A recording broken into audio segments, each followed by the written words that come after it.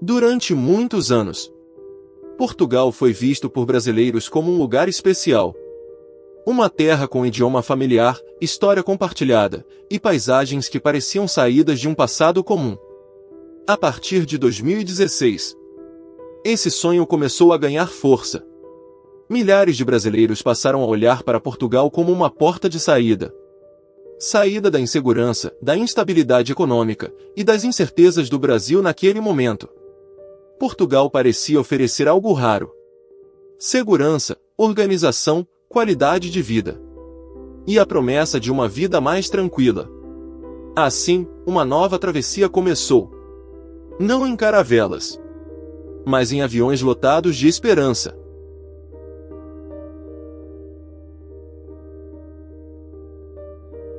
Naquele período, Portugal ainda carregava as cicatrizes da crise econômica europeia. Muitos jovens portugueses haviam emigrado. E o país enfrentava um problema silencioso: falta de trabalhadores. Cidades envelhecendo. Comércio precisando de mão de obra. E setores inteiros da economia começando a sentir falta de gente. Foi nesse cenário que brasileiros começaram a chegar. Primeiro, em número moderado. Depois, em um fluxo cada vez mais intenso. Portugal parecia pronto para recebê-los. Mas a realidade seria mais complexa.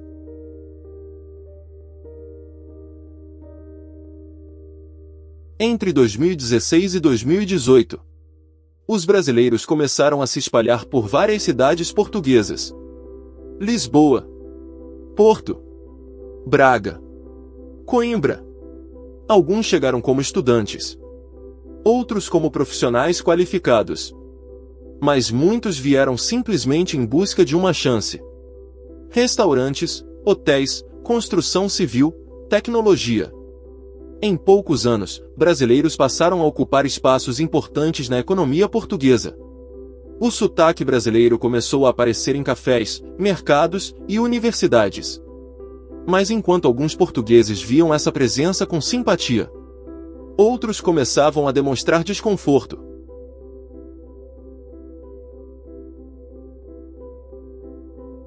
Apesar do idioma comum, Brasil e Portugal são culturas diferentes. Muito diferentes. No ritmo da fala, na forma de trabalhar, na maneira de lidar com hierarquias e até no humor. Alguns brasileiros sentiram dificuldade em se adaptar ao estilo mais formal da sociedade portuguesa, enquanto alguns portugueses passaram a ver o comportamento brasileiro como excessivamente informal. Pequenos conflitos culturais começaram a surgir. Comentários nas redes sociais, discussões em ambientes de trabalho, e uma sensação crescente de que a convivência exigia adaptação dos dois lados.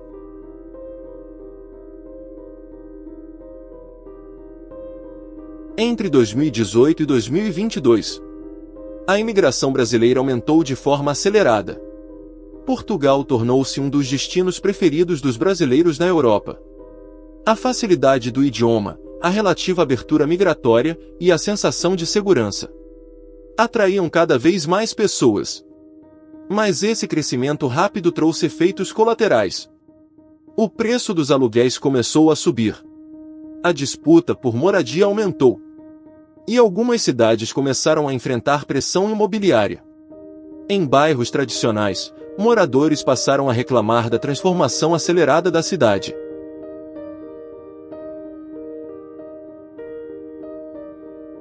Nos últimos anos, viver em Portugal ficou mais caro. Muito mais caro. Aluguéis em Lisboa e Porto dispararam. O custo da alimentação aumentou. E muitos imigrantes passaram a perceber algo inesperado. Os salários portugueses, muitas vezes, não acompanhavam esse aumento. Para alguns brasileiros, especialmente aqueles que chegaram sem profissão reconhecida, o sonho começou a se tornar um desafio financeiro. Trabalhar muito para pagar contas básicas. Portugal sempre foi um país historicamente aberto. Mas o crescimento rápido da imigração também provocou debates internos. Parte da população portuguesa começou a expressar preocupação com o ritmo das mudanças.